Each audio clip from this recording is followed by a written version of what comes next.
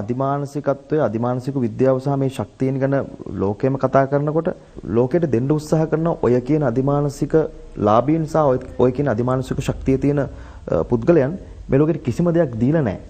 අඩුම තරමින් අබමල් රේණුවක දෙයක්වත් දෙන්න බැහැනේ ඔය මිනිස්සුන්ට කියලා. අපේ ආයුර්වේදයේ තුල තියෙන සියලුම ඖෂධ සම්පත් පැරණි ඍෂිවරු, පැරණි මුනිවරු, යෝගීවරු අධිමානසික ඥාණයෙන්, අතීන්ද්‍රිය ඥාණයෙන් සොයා ලෝකට දායාද කරපු දේවල්. ඔය කියන්නේ ඊනියා බටහිර භෞතිකවාදී විද්වතුන් සොයාගත් ඖෂධසේ ඒ අපේ ආයුර්වේද ඖෂධ ස්වභාවික ඖෂධ සම්පත් එක රෝගයක් සුව කරලා තව රෝගයක් හදන්නේ නැහැ.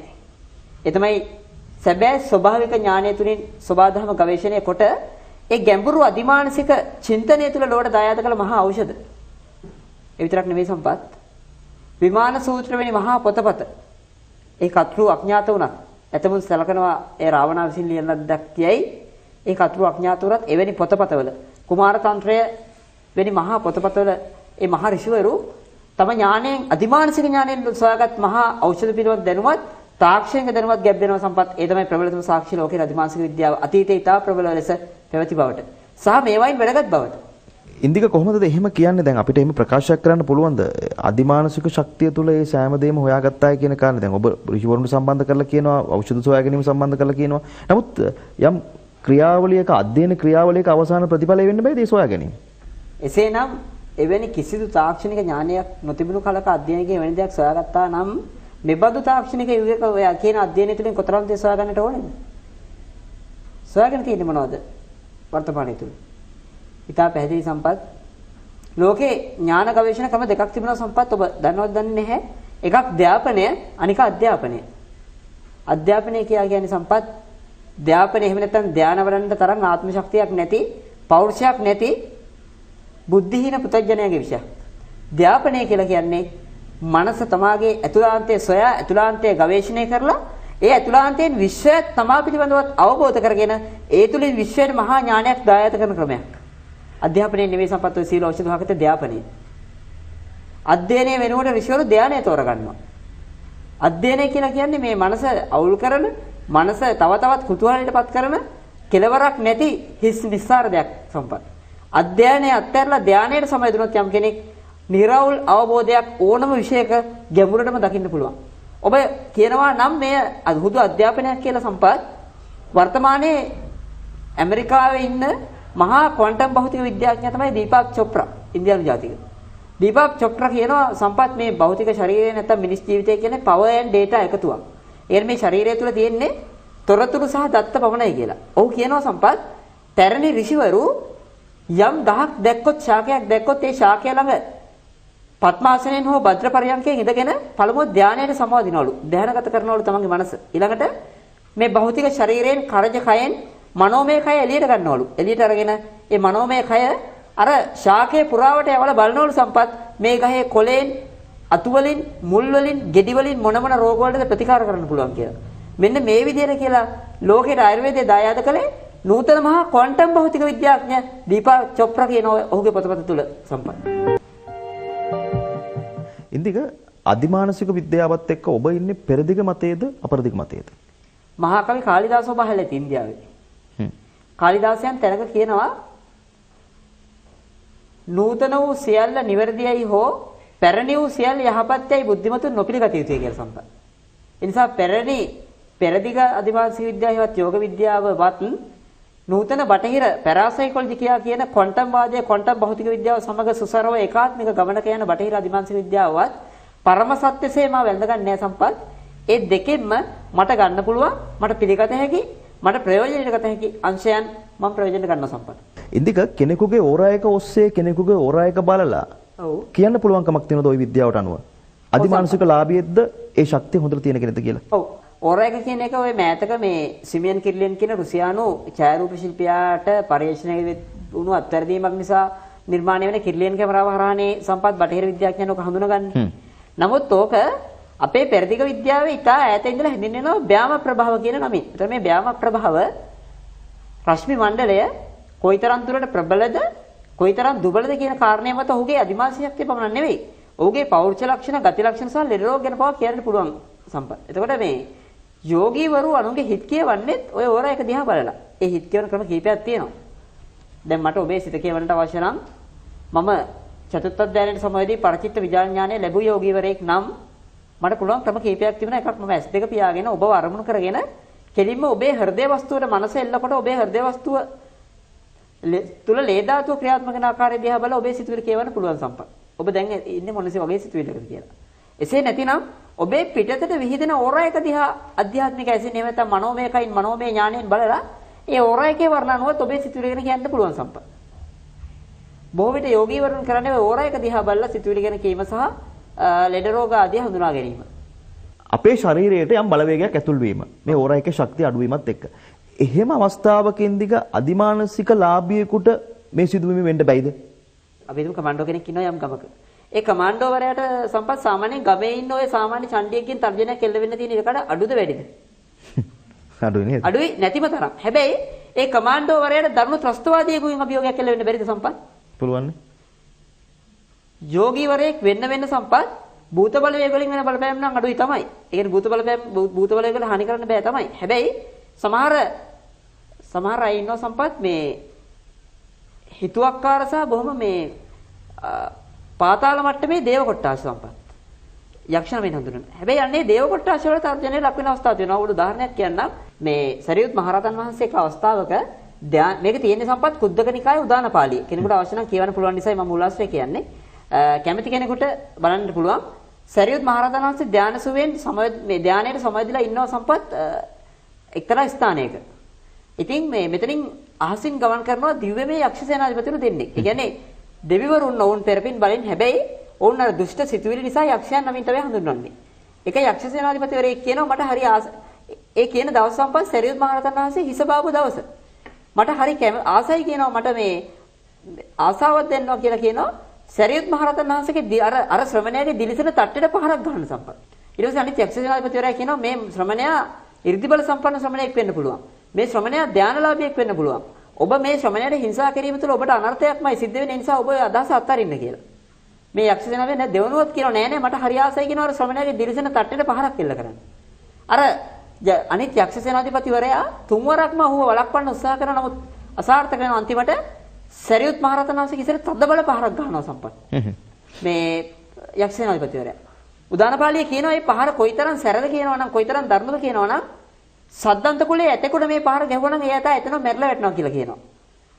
ප්‍රබල ඊටා ශක්තිමත් ගල් පර්වතයක ගැහුණා නම් ගල් පර්වතයේ කෑලි 7කට කැඩෙනවා කියලා කියනවා. ඒ තරම් ප්‍රබලයි මේ පහර. හැබැයි සරියුත් මහරහතන් වහන්සේ දැන්නා කියන්නේ සම්පත් පුංචි හිසේක එක්කමක් විතරයි. ඒ නිසා අදිමානසික ලාභයෙන්ට අර කමාන්ඩෝ වරුන්ට ගමේ චණ්ඩියන්ගෙන් තර්ජන නැති වුණාට ත්‍රස්තවාදීන්ගෙන් ප්‍රබල මට්ටමේ මත්කුළු ජාවාරම්කාරයන්ගෙන් තර්ජන එල්ල වෙන්න පුළුවන් වගේ ප්‍රබල මට්ටමේ අදිමානසික බලවේග වලින් තර්ජන එල්ල වෙන්න බැරි කමක් නැහැ සම්පත්. ඔබ ඉන්නේ සැබෑ අදිමානසික ලාභයක් හැටියටද? මට හැබැයි එක දෙයක් කියන්න පුළුවන් මා අදිමානසික ගවේෂකයෙක් සම්පත්. ඒ මගේ ගවේෂණය තුළ මා ලැබූ යම් අදිමානසික ප්‍රතිලාභයන් නැතුවා නොවේ. නමුත් මම කිසිසේත්ම කිසිදු විටක මා පූර්ණ අදිමානසික ලාභයක් ලෙස හඳුන්වන්නේ නැහැ සම්පත්. මම මේ පූර්ණත්වය කරා ගමන් කරමින් ඉන්න ශිෂ්‍යයෙකු පමණයි. ඔබ කොහොමද ඔය දේ ළඟා කරගත්තේ? සම්පත් හින්දු යෝග විද්‍යාවේ තිබෙනවා මේ ක්‍රම 8ක් අනුගමනය කළ යුතුයි. මුලින්ම යෝගියා හික්මෙන්නට ඕන මේ ආචාර ධර්ම පද්ධතියක් තිබෙනවා නිර්මාංශ විමේශයේ යාම නියාම කියලා. ඊළඟට එයා යෝග ඉරියව් පුරුදු කරන්නට ඕනේ ආසන කියලා. ඊළඟට ප්‍රාණයාම නමින් සම්පත් ප්‍රගුණ කරන්නට ඕනේ මේ ශ්වසනය සම්බන්ධ ශ්වසනය හුරු කිරීම. එන හුස්ම කාලය රඳවාගෙන ඉඳීම, හුස්ම නොගෙන ඉඳීම, ශ්වසන රිද්මය සම්බන්ධ අභ්‍යාස. ඊළඟට තිබෙනවා මේ ප්‍රත්‍යහාර කියලා යම් අභිමත දේව රූපයක් හෝ යම් සංකල්පයක් මත මනස සුසර කිරීම. මේ ආදී අංග 8ක් තිබෙනවා යෝග විද්‍යාවේ. යාම නියාම ආසන ප්‍රාණයාම ප්‍රත්‍යහාර ධාරණ ධානය සමාධි කියලා. මේ අතරින් සම්පත් ආසන හැර අනිත් සියලු ක්‍රම මා පුහුණු කොට අනුගමනය කොට ඒ හරහා යම් අධ්‍යාත්මික ඒකාග්‍රතාවයකට පත් වී තිබෙනවා සම්පත්. ඔබ ඔය කියෝ දේවල් කොහොමද ප්‍රගුණ කරන්නේ? ඒවට මොකක්ද යොදාගන්න කාලය සහ ඒවට නිශ්චිත කාලයක් තියෙනවද? මම සාමාන්‍යයෙන් ඉතා අඩුවෙන් නිදා ගන්නා කෙනෙක්. ඒ නිසා මම සාමාන්‍යයෙන් දවසට පැයක් හෝ දෙකක් මම මේ සඳහා භාවිත කරනවා. විශේෂයෙන්ම මිනිස් මට්ටම ඉක්මවා ගිය දියුණු ජීවීන් සමග ගනුදෙනු කිරීම සඳහා ඔවුන් සමග මගේ ඇති මිත්‍ර සම්බන්ධතාවයන් අලුත් කර ගැනීම සඳහා සහ ඔවුන් සමග මාගේ මිත්‍ර සම්බන්ධතාවයන් වඩා තහවුරු කර ගැනීම පවත්වා ගැනීම සඳහා මම මගේ කාලය යම් කොටසක් භාවිත කරනවා සම්පත්. ඒ උදවිය කවුද කියලා ඇහුවොත් මට උත්තරයක් දෙන්න පුළුවන්ද? ඔබ භූත නමින් හඳුන්වන කොටස්, ඒ වගේම ඔබ දේව බ්‍රහ්ම නමින් හඳුන්වන කොටස් බෞද්ධ පමණක් නොවේ. කොටස් ඊළඟට ඔය ටිබෙට් සම්ප්‍රදායේ නරෝපා මිලාරේපා ආදී වශයෙන් හඳුන්වන එබඳු කොටස් සහ ඇතැම් සුවිශේෂී මියගේ පුද්ගලයන්ගේ ආත්ම සමග මම යම් අධිමානසික ගනුදෙනුවක යෙදෙනවා සම්පත්. ඒ බලවේග ඔබ ලං කරගත්තේ කොහොමද? දැන් ඔබ දන්නවා ආලෝකයේ වේගය සාමාන්‍යයෙන් තප්පරයකට කිලෝමීටර් 3 ලක්ෂයයි. එතකොට ආලෝකයේ වේගයෙන් ගියත් අපිට කිට්ටුවම තියෙන තරුවට යන්න අඩුම තරමින් අවුරුදු 5ක් 6ක්වත් ගත වෙනවා සම්පත්. හැබැයි අධිමානසික බල දිනු කරපු කෙනෙකුට භෞතික කයින් යන්නත් මනෝමය කයින් යන්නත් ගත වෙන්නේ ශක්තිමත් පුරුෂයෙක් මේ හකුලෝපු අතත් දික් කරන වේගයත් දික් කරපු අතත් හකුලවන වේගයත් තරම් ඊටාම කෙටි කාලයක් සම්පත්. ඒ නිසා මේ විශ්ව චාරිකා යෙදෙන කෙනෙකුට අලුත් ඊටා බුද්ධිමත් අපූර්ව මිතුරන් හඳුනා ගන්න තියෙන හොඳම ක්‍රමය අධිමානසික විද්‍යාව. මෙන්න මේ අධිමානසික විද්‍යාව නැමැති දොරටුවෙන් නොපෙනෙන ලෝකයට පිවිසීම හරහා තමයි මම මා ඉහතින් සඳහන් කළ මිතුරන් හඳුනා ගන්න සම්පත්. යම් යම් සේයාවන් ඔබට දිස් වෙනවද?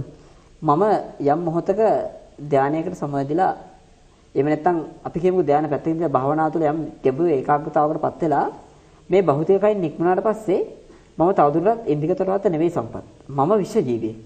ඒ නිසා මට මේ ඉන්දිකතරවත් හැටියට ඉන්න මට බලපාන භෞතික බාධාවන් හෝ භෞතික අවහිරතාවයන් කිසිවක් එම තලය තුළ එම කාල අවකාශය තුළ බලපාන්නේ නැහැ සම්පත්. ඒ ඒකාග්‍රතාවය ඔබේ මනසට ඇඟට දැනෙනකොට ඉන්දික ඔබේ සිත සහ කය ක්‍රියාත්මක වීම ගැන මට තව ටිකක් පැහැදිලි කරන්න. ඒක ඔබට මොනවද දැනෙන්නේ? ඔබට මොනවද ඇහෙන්නේ? සුවිශේෂී අපූර්ව අත්දැකීමක් හැටියට දැනෙනවා පළවෙනි ආධුනික මට්ටමේ ඉන්න අවස්ථාවක. නමුත් මේ නිතර නිතර ප්‍රගුණ කරපු යෝගීවරයෙකුට සම්පත් දෙවියෙක් භූතයෙක් හෝ පිටසක්වල ජීවීන් යනුවෙන් හඳුන්වන ඉතා දියුණු ජීව කොට්ටාශයක් සමග ගනුදෙනු කිරීම හැඟෙන්නේ හරියට මේ ඔබත් මමත් කතා කරගෙන ඉන්නවා වගේ බොහොම සරල දෙයක් හැටියට. ඒ නිසා එය සුවිශේෂී දෙයක් වෙන්නේ නැහැ. ඔබේ ওই මානසික ඒකාග්‍රතාවයට පැමිණිලා ඔබේ මනසින් ඔබට වෙන ස්ථානයකට ගිහින් එන්න හැකියාව තියෙනවද? මනෝමයකයින් යන්නට පුළුවන්. හැබැයි එහි යම් අවදානමක් තිබෙනවා සහ ඒ වෙනුවෙන් කළ යුතු කාර්යයන් කීපයක් තිබෙනවා. එකක් ශරීරයට ආරක්ෂාව සැපේ යුතුයි වෙනත් පහත් භූතාත්මයන්ගේ ශරීරයට හානියක් වීම රැකීම සඳහා. දෙක තමයි සම්පත් ඊට තාම හොඳ නිදහස් පරිසරයක් තිබෙන්නට ඕනේ. ඒ හරහා චිත්ත ඒකාග්‍රතාවයකට සමවැදීමෙන් භෞතික කයත් හැ හොඳින් දිනු කරපු යෝගීවරයෙකුට මේ පෘථිවිය තැනකට පමණක් නෙවෙයි මන්දාගෙන සුපිරි මන්දාගෙන දක්වාම යන්නට පුළුවන් සම්පත්. ඒ අත්දැකීම් ලබන්නට පුළුවන්. බටහිර රටවල ඇස්ට්‍රල් චාරිකා නමින් ඇස්ට්‍රල් ට්‍රැවල්ස් නමින් මෙවැනි දේවල් අධිමානසික ආයතනවල අධිමානසික පන්තිවල පුහුණු කරලා ප්‍රායෝගිකව ක්‍රියාත්මක කරන සම්පත් බටහිර අධිමානසික විද්‍යාව පවා. ඔබ ඔය කියන්නේ ලෝකයේ මේ සම්බන්ධයෙන් කතා බහට ලක් වෙන කාරණා මම ප්‍රශ්න කරන්නේ ඔබට ඒ හැකියාව තියෙනවද කියන එක. ඔව් සම්පත්. භාෂාව කියලා කියන්නේ කියන්නට කැමති නෑ සම්පත්. හේතුවක් තිබෙනවා. එතුමේ හමු අවස්ථාවේදී එතුමේ හමු බවට මට පිළිගැනීම සඳහා මම සාක්ෂියක් හැටියට ඉල්ලුව අවස්ථාවේදී එතුමේ විශේෂ ගණිත සමීකරණයක් මට ලබා දුන්න සම්පත්. වසර 199ක් ඇතුළත ඕනෑම දිනයක් සතිය මොන දවසක්ද කියලා තප්පර 10ක් ඇතුළත කියන්නට පුළුවන්. එතුමේ සඳහන් කරපු දේ තමයි එය ඇත්තනම් එතුමේ හමු කරන සත්‍යයක් බව මනෝවිකාරයක් නොවන බව පිළිගන්න කියලා. ඒ ක්‍රමය අදට සත්‍යයි සම්පත්. ඒ ක්‍රමය මම අදට භාවිතා කරනවා. ඒ සාක්ෂිය තුල මම මගේ අභ්‍යන්තරයෙන් මායි පිළිගන්නවා. ඊළඟට සම්පත් මෑතක දැනට වසර කිහිපයකට පෙර මියගිය ඉන්දියාවේ සුප්‍රසිද්ධ ඉන්දියානු ආධ්‍යාත්මික නායකයෙක් සමග මම මේ දිනවල ඉතා දැඩි ආධ්‍යාත්මික ගනුදෙනුවක් කරනවා සම්පත්. නම් වශයෙන් කියන්නට අවශ්‍ය නැහැ. ඔබ මොනවද ප්‍රායෝගිකව අත්හදා බලලා තියෙන්නේ? සම්පත් මම එක දෙයක් ඔබට කියන්නම්. ඔය ඔබ දන්නවනේ බෞද්ධ සාහිත්‍ය සඳහන් පාණ්ඩුකම්බල සවිලාසනේ. ඒ කියන්නේ සම්පත් දැන් සක්දෙවිඳු අසුන්ගෙන සිටින අසුන මේ මිනිස් ලෝකෙ සිටින යහපත් පුද්ගලයෙකුට කරදරයක් වුවිට උණු වෙන බවනේ සම්පත්. සාමාන්‍ය සාහිත්‍ය කතාව ඕකනේ. සැබවින්ම මෙහි සිදුවෙන්නේ සම්පත් ඔය තවුසාව නමින් අපි හඳුන්වන ඊටාම දියුණු ඒ ජීවිතලය තුළ ඒ ජීවිතලයට අදාළ නායකයන්ගේ අසුන් වලට සම්පත් සම්බන්ධ කරලා තිබෙනවා. මම කියන්නේ මා එවැනි මනෝමය චරිකාවකදී අද්දුටු කරුණු කීපයක් සම්බන්ධ කරලා තිබෙනවා සම්පත් එවැනි නායකයන්ගේ අසුන් වලට ඊටාම දියුණු අධිතාක්ෂණික උපකරණ පෘථුවියේ වෙනි තලවල සිටින මිනිසුන්ගේ ඕරා දකින්නට පුළුවන්. ඔබ දන්නවා දැන් අපේ හබල් වෙනි දුරේක්ෂ වලින් ඈත තිබෙන ඉතා ඈත තිබෙන තරු දකින්නට පුළුවන් පැහැදිලිව. එතකොට ඊටාම පිවිතුරු ප්‍රසන්න ඕරා එකක් තිබෙන. ඒ නිතා යහපත් ආධ්‍යාත්මයක් තිබෙන අයෙකුට කරදරයක් හිංසාවක් වන විට අර උපකරණයෙන් සංඥාවක් යවනවා ඒ පද්ධතියට ක්ෂණිකව සම්පත්. ඒ හරහා ඒ පද්ධතිය විද්‍යුත් ශක්තිය තුළින් උණුසුම් වී අදාළ පද්ධතියේ බාරව සිටින කෙනාට දැනුම් දෙනවා අසුන්ගෙන සිටින කෙනාට මෙවැනි දෙයක් වෙනවා වහා ක්‍රියාත්මක වෙන්න කියලා. ඉන්නතර ඔවුන්ගේ ශක්තියන් හරහා ක්‍රියාත්මක වෙනවා සම්පත් ඒ අදාළ පුද්ගලයාව මුදවා ගැනීමට. ඒ තමයි සම්පත් ඔය පාණ්ඩුකම්බල සෛලාසනය කියලා කියන සාහිත්‍ය සංකල්පේ මා දන්නා මා සොයාගත් සැබෑ විද්‍යාත්මක පදනම. මේ සම්පත් මාධ්‍යයෙන් පළවෙනි වතාවට මේ කියන්නේ මේ තමයි තවත් ඔය කල්පවෘක්ෂයත් එහෙම දැන් සම්පත්. කල්පවෘක්ෂය කියලා කියන්නේ සම්පත් ශක්ති සංස්ථිතිය කියන භෞතික විද්‍යා නියමයේ උච්චතම ඵලයක්. ඒ කියන්නේ සම්පත් ඔවුන් ඒ සකස් කර තිබෙන්නේ එම යන්ත්‍රයේ යටට ගොස් යම් කෙනෙක් ඔබ ඒ යන්ත්‍රයට කියලා ඔබ ටී-ෂර්ට් එකක් ගැන හිතුවොත් විශ්වයේ ශක්තිය උරාගෙන විශ්වයේ ශක්තිය ඔබ අපේක්ෂා කළ පදාර්ථය බවට ඒ යන්ත්‍රය විසින් පත් කර දෙනවා සම්පත්. ශක්තියත් පදාර්ථත් අතර අන්‍යෝන්‍ය සම්බන්ධයක් තිබෙන නිසා පදාර්ථ ශක්තිය බවට ශක්තිය පදාර්ථ බවට පත් කර හැකි නිසා සම්පත් ඔවුන්ට කිසි දිනක භෞතික ද්‍රව්‍ය වලින් ඉයක් වෙන්නේ නැහැ. ඒ නිසා තමයි ඔය දේවතලවල බොහෝ සම්පත් වලින් ආඩ්‍යයි කියලා කියන්නේ සම්පත්. එය හුදු ෆැන්ටසියක් හෝ භක්තියෙන් පිළිගත යුතු දෙයක් නෙවෙයි. ඔවුන් අනාදිමත් කාලයක් සිට කරන ලද ඉතා දීර්ඝ පරිශ්‍රණ හරහා ලබාගත් ඉතා ගැඹුරු විද්‍යාත්මක දියුණුවක් සම්පත් දේවතලවල තිබෙනවා. ජ්‍යොතිර්වේදයෙන් පටන් අරගෙන අන්තිමට භෞතික විද්‍යාව දක්වාම කතාව වෙනම තැනකට යනවා. දැන් සාමාන්‍යයෙන් අපි දන්න කාරණාත් එක්ක දිල්ෂාන් තාර්කිකව පොඩ්ඩක් හිතලා බලුවොත් එම දැන් ඔබගේ වාසේ ජ්‍යොතිර්වේදය නැත්නම් අධිමානසිකත්වය සහ මේ විශ්ව ශක්තිය කියන කාරණාත් එක්ක බොහෝ දෙනෙක් අද බොරු කරන්න උත්සාහ කරනවා දිල්ෂාන්. ඒ කියන්නේ අර තමාට සේවය කර ගැනීම සඳහා තමයි මේ දේවල් කරන්නේ. නමුත් ඉන්දික ළඟ මොකක්දෝ දෙයක් තියෙනවා. ඉන්දිකටම ආවේනිකව ඉන්දික හොයාගත්ත දෙයක් දැස නොපෙනුනත් ඉන්දික කවුරු හරි කෙනෙක් එක්ක ගනුදෙනු කළා මේ දැනුම ලබාගත්තු බවක් අපිට පෙනුණා. අර ඉන්දික කියපු ගණිත කර්මය අපි අභ්‍යාස කරලා බැලුවානේ. බැලුවා. ඒක තමයි දැන් මම කියන්න ඕනේ දැන්. ඒ අභ්‍යාසය අතීතයේ වසර ගණනාවක් පස්සටත් ඒ වගේම අනාගතයේ ඉදිරියටත් වසර ගණනාවක් ඉන්දිකට දිනේ කියපු සැනකින් තප්පර ගානකින් දවස කවද්ද කියලා කියනවා. අපි 2020 10 වෙනි මාසේ පළවෙනිදා කවද්ද දවස් අනිවාර්යයෙන්ම කියනවා එදා දවස. ඒ නිසා ඒ සියලු දේවල් පටිගත කරගත්තා සහ දැන් කේන්ද්‍ර සටහන නැත්නම් ජන්මලාභියාගේ ජන්ම සටහන ඉන්දිකට දුන්නාට පසුව ඉන්දික ලග්නය සහ නවාංශකය බලලා අදාළ උපන්දිනය සහ ඒ ජන්ම සටහනේ තියෙන බොහෝ විස්තර නිවැරදිව කියනවා. එහෙම කියන ජ්‍යොතිර්වේදීවරු අපි අහලා නැහැ නේ. දැන් ඉන්දික පවා ප්‍රත්‍යක්ෂ කරලා කියනවා එහෙම කියන ලෝකේ කිසිම කෙනෙක් නැහැ කියලා. ලංකාවේ අපි ජ්‍යොතිර්වේදය ගැන දන්නා කාරණාත් එක්ක කතා කරත් එහෙම අපිට ජ්‍යොතිර්වේදය හම්බෙන්නේ නැහැ. ඒ නිසා ඉන්දික ළඟ මොකක්දෝ ප්‍රායෝගික සත්‍යයක් තියෙන කාරණේ අපිට වැටහුණා.